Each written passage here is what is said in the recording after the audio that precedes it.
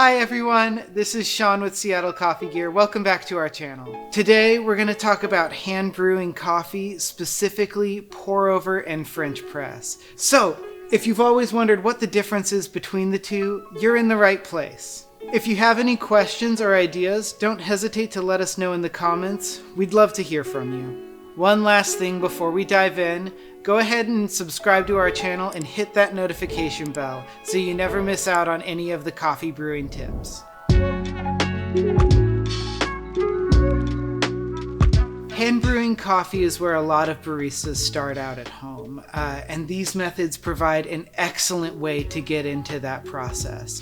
When brewing French press, we're looking for good, full-bodied, rich coffee. When brewing pour-over coffee, we're going to be looking for a little bit more subtle extraction and it's a little bit more meditative and fun. So, starting with the French press, this is how I actually started brewing custom coffee first.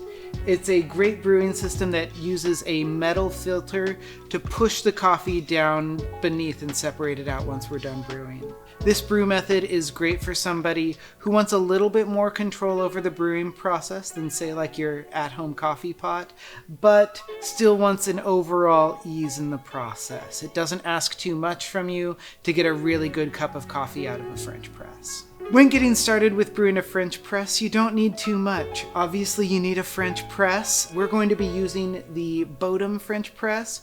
For folks that like to keep their coffee warmer for longer, I recommend an insulated French press like the Fellow Clara. Whenever I'm hand brewing coffee, I always use a scale and a kettle for temperature precision and measurement precision. Alrighty, so let's brew up a French press. We'll start by putting our coffee up on the scale, removing our lid, and tearing out our scale. Have some pre-ground coffee for us, so that was prepared right before. For about this size French press, 20 to 30 grams of coffee is about what we want. I'll go for 30 grams just because I need a little bit more caffeine today. So we'll get that all in there. A feature that I love about the Tally Pro scale is that it sets your coffee brew ratio for you. So you set it, dial in the ratio, and it'll let you know when it's done. That way you don't have to do math early in the morning. Now that we got our coffee ready and our scale set up, the next part is going to be adding the water. What's great about French press, my goal is just to get all the grounds wet. I can pour however I need to, and it's all gonna be okay.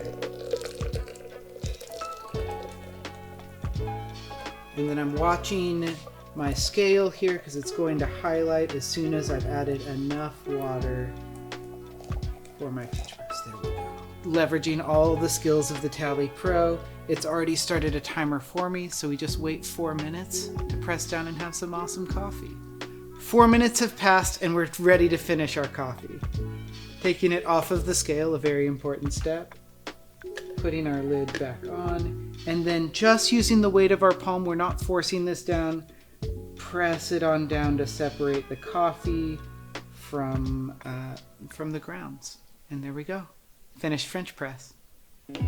The other brew method we're going to be talking about today is pour over, specifically the V60 pour over. I love the subtle expressions of flavor that you get out of a V60, and really it lets you bring yourself to the coffee. However much energy you put in, whether you want to pulse pour or do any kind of technique, this really lets you grow as a barista, whether you're at home or a coffee professional. Something to remember when brewing a V60, particularly one that uses a ceramic or glass brewer, is that you need to preheat it. If you do not preheat it, there will be some temperature loss when we are pouring water over our coffee and ruining the variables that we so carefully calculate. So starting with my kettle here, without any filter or anything in place, we're just going to run some water down and preheat both the brewer and the container that we're going to be using for our coffee. Remember to drain that water off. Now that we've warmed up our pour over system, we're going to put our filter into place. I like to do a little fold down the crease here, so that way it sits in the brewer a little bit more easily. Setting it right on into place, and we are ready for our coffee. That is real springy today. That's okay. Just like before, we're going to do about 30 grams of coffee, so that way all of our brews today are the same. Now, pour over, unlike French press, requires a little bit more precise preparation. I'm going to give this a little bit of a shake so that my grounds bed of the coffee is nice and level, so we'll get an even extraction. I'm also going to be doing 2 pours with the kettle. The first pour is to give the grounds time to bloom and let the gases that are kind of in the cell structure of the coffee release, and then we'll do our second pour to get out to our full brew ratio. Since we put 30 grams of coffee in, we're going to be pouring 60 grams of water, about double what your coffee is. Waiting about 15 seconds will allow the gases to release before our second pour. And now we're ready to pour. It's during this process that you can really bring yourself to the coffee. Some folks, when they're getting a little bit more advanced with this, will prefer a pulse pour where they pour every 100 grams and then take a break to let the coffee sink down to level. Personally, I prefer a long, slow pour to get to our final value. For the final part of our pour, now that we're right at about 540 grams, taking a pause and picking up the whole brewer and giving it a gentle swirl. If at any point in the time we've maybe been pouring too quickly, that swirl will level out that grounds bed again to ensure an even extraction.